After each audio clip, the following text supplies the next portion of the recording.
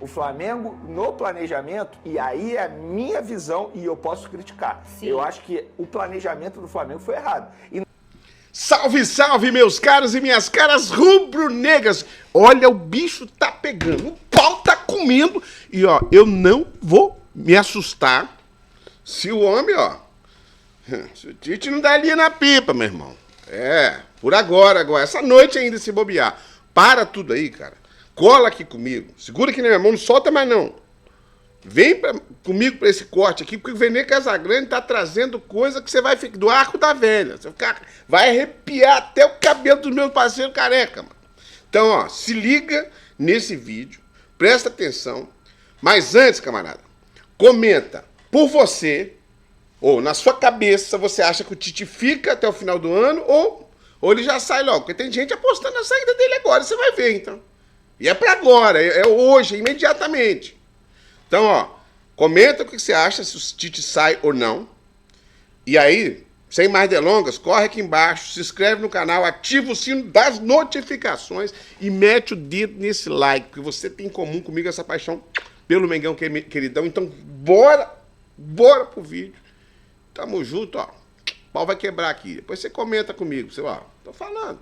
Está correndo contra o tempo para recuperar o time nesse momento de data FIFA. No último mês, o time teve uma onda de desfalques que ficou ainda maior nessa semana. Vamos ver. O mês de agosto rubro-negro foi marcado por uma maratona de jogos e lesões no Flamengo. Ao todo, nos últimos 15 dias, o Flamengo perdeu 6 atletas para o departamento médico. Pedro, Gabigol, Arrascaeta, De La Cruz, Michael e Davi Luiz. E todos com lesões parecidas na coxa. Pedro e Gabigol se machucaram no dia 15 contra o Bolívar no Maracanã. 3 dias depois, foi a vez de Arrascaeta se machucar contra o Botafogo.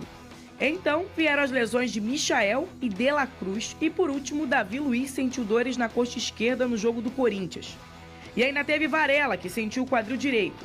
Para a comissão técnica, a sequência de jogos foi decisiva para esse cenário. Isso é um fenômeno que tem ocorrido no mundo todo. Isso não é só no Flamengo. Isso, você tem os times do Campeonato Brasileiro aí com 12 atletas no DM. Você tem o Botafogo, que teve um atleta machucado ontem posterior de coxa, logo no início da partida com 3 minutos. Então não é um fenômeno exclusivamente do Flamengo. É um fenômeno mundial. Por conta do alto número de lesões, o Flamengo teve que correr no mercado para repor jogadores. A equipe já regularizou a documentação e o equatoriano Gonzalo Plata está liberado para estrear pelo clube. O atacante será apresentado na próxima segunda-feira. A equipe ainda está viva em 3 competições, o que aumenta o risco de problemas. O Flamengo vai ter cerca de 10 dias para descansar, recuperar e preparar os jogadores para a sequência da temporada. O time só se reapresenta na quinta para tentar aproveitar esse tempo e voltar mais forte. Com competições importantes pela frente, o torcedor do Flamengo quer espantar as lesões e continuar na briga por títulos. Vamos relembrar aqui, você tem de cabeça, Vene, quais são esses jogadores que estão fora do Flamengo? Por conta de lesão? Isso. Arrascaeta, o Gabigol ainda está fora, podemos considerar assim. O Pedro retornou no último jogo, mas ainda não 100%. Nitidamente a gente pode ver um Pedro ainda baleado. O De La Cruz, querendo ou não, também está machucado, embora tenha sido uma lesão menor. Tem o Cebolinha, que aí já é um outro ponto, porque passou por uma cirurgia, o Vinha. Varela. O Michael é um Varela jogador... não? Varela não, ele não teve um problema muscular, inclusive pela programação dele é para ele viajar e se apresentar à seleção uruguaia. O Michael, que acabou de chegar, né, uma lesão grave inclusive, só deve voltar a jogar em outubro, vai ficar um longo período se recuperando. Eu vi essa entrevista coletiva inteira do preparador físico do Flamengo, Fábio. O grande problema, na minha concepção, repito, quem sou eu para criticar um profissional como ele, que é inclusive considerado um dos melhores, se não o melhor profissional da área da preparação física. O grande problema, na minha visão, não é nem a quantidade de problemas musculares. Eu concordo com ele. Todo mundo vai ter isso. Ele mencionou o Botafogo, que teve o Cuiabano aos 3 minutos se lesionando. Ele mencionou o jogador do Corinthians. Todo mundo vai ter jogadores machucados. O grande problema, na minha visão, na questão do Flamengo além da quantidade de lesões musculares, é a forma como os jogadores estão se apresentando nas partidas. Vamos pegar o último jogo, Flamengo e Corinthians. O Corinthians também disputa 3 competições, Sul-Americana, Copa do Brasil e Campeonato Brasileiro. O Corinthians teve um dia a menos de preparação para esse jogo contra o Flamengo.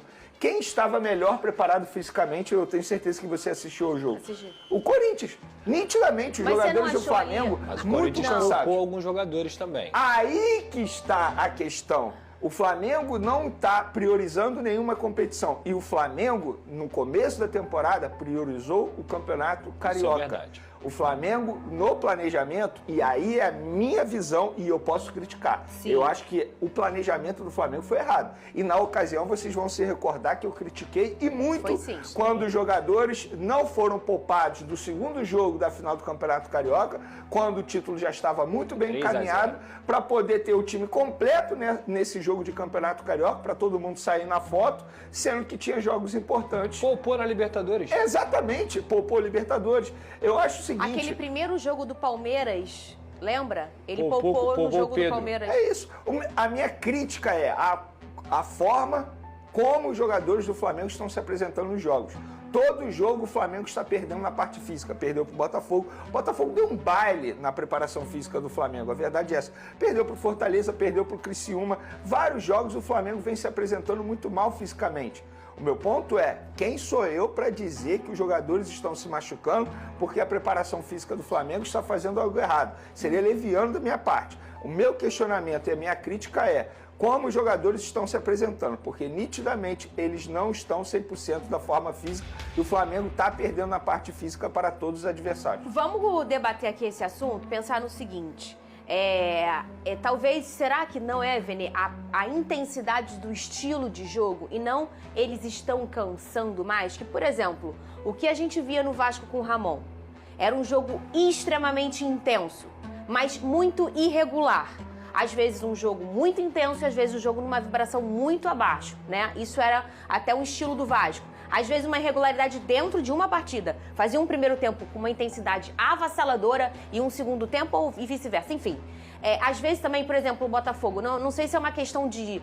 o Botafogo está mais preparado fisicamente. Mas eu acho que é um estilo de jogo feito pelo o treinador mais intenso. Quando a gente olha, a vibração do time é muito diferente.